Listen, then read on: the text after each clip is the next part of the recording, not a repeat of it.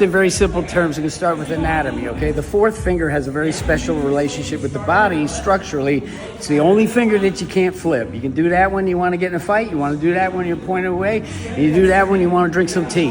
The fourth finger does not do that. So what is the objective? Use the structure to enhance the function.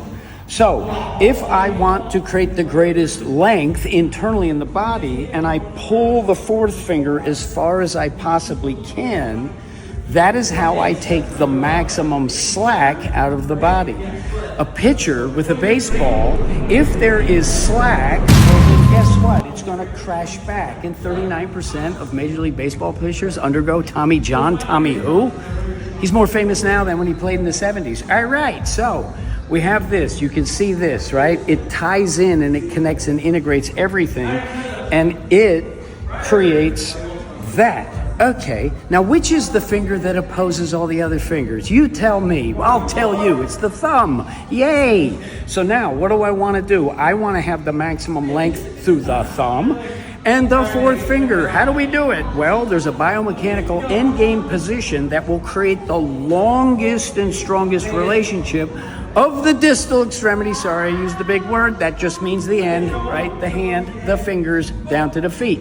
So we have a structure where when we dial it and we make that fourth finger go as far as we possibly can, it's a Fibonacci spiral. Sorry to use big words, okay?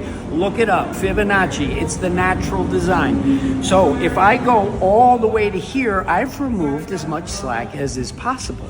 Now, I can come here and I create the greatest coil action. That means that this is sprung, routed to the proximal body. Sorry, I'm using big words. That just means the center, the body, proximal.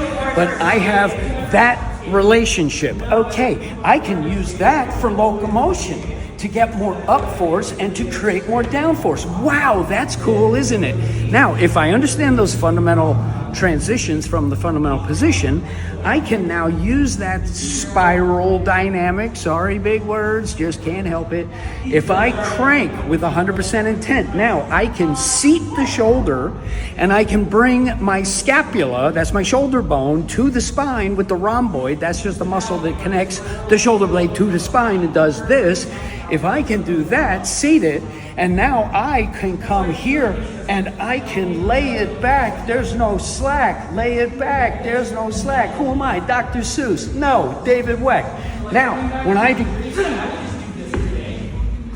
can dry throw with no problem.